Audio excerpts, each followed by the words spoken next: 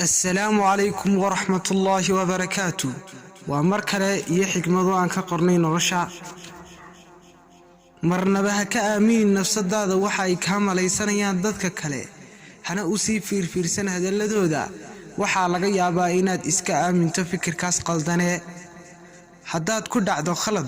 هاو حقير النفس الدادة سيدي أدور رالي قلين هاي دادك بلسي إساقتك ويقران دونان عدة هاي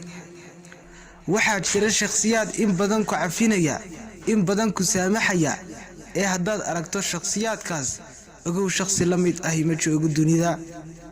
haddaad aragto qof ku sheegaya khaladaadkaaga ogow inuu qofkaasi ka wanaagsan yahay ka ku qarinaya khaladaadkaaga